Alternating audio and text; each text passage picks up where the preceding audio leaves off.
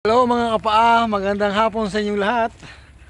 Tayo ngayon ay nagbike at kung saan na tayo nakarating. Ayan o, kita nyo kung saan tayo nakarating na farm. Ayan o, dito lang tayo sa malapit sa atin. So ayan, so napakaganda dito, napaka refreshing, no?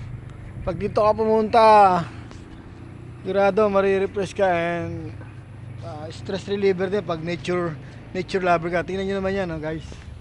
Oh. So daan tayo dito sa mga di ba? Sarap guys. Di ba? So nakakaaliw dito. Yan. So hindi ko alam kung anong farm to, pero siyempre nagpaalam naman tayo sa may-ari, di ba? Ang ganda,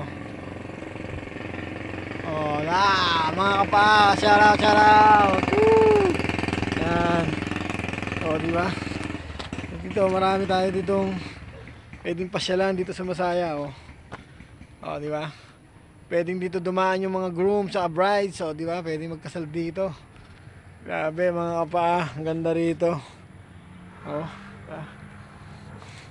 So ito ay isang bahay bakasyunan. Malawak po dito.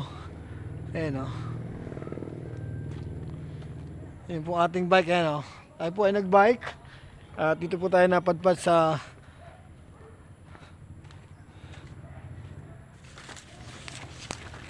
farm ng ating katropa. Ayan. So guys, ang ganda rito.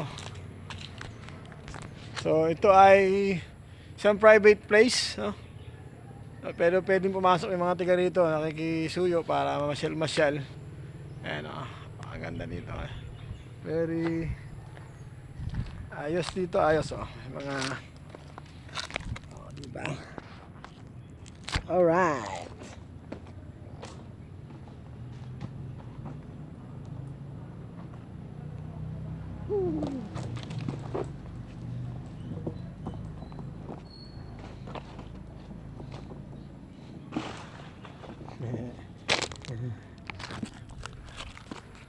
Ayos dito.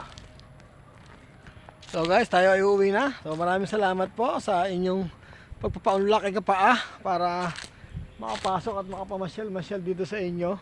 So andun yung ating kaibigan sa loob ng kanyang bahay. So tayo ay nag-chat at loopin naman to. So maraming salamat. Bye bye mga kapaa.